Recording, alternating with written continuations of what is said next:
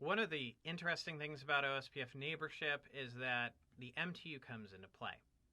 MTU says the maximum packet size that can be encapsulated at layer 2 of the OSI model into a frame, which we can view with show interface. And MTUs, like for instance, Ethernet is going to default to 1500.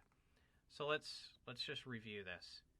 So if I'm looking at my connection between R1 and R3, and I want to look at, let's say, gig 2, I can find the MTU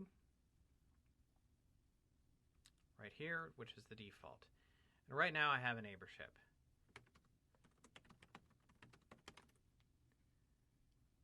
Looking good, full. Okay, so let's affect that. Let's go into that interface, MTU, 4K. I'm going to do a shot and no shot, and let's see what happens, and let's see if we get the same results. Copy that, do. Okay, so I'm getting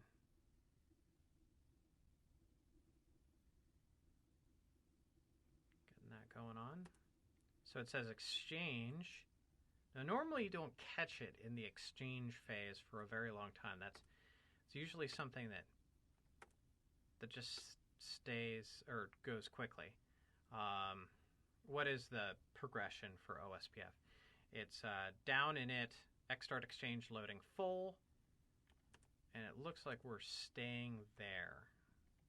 Looks like we're stuck there.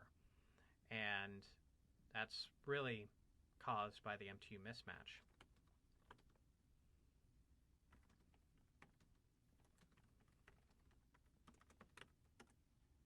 So I can see my MTU is affected.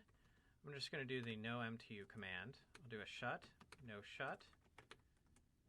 It's one of those things where you do want to clear off the interface. It's a major thing modifying the MTU. And we get the neighborship really, really quickly.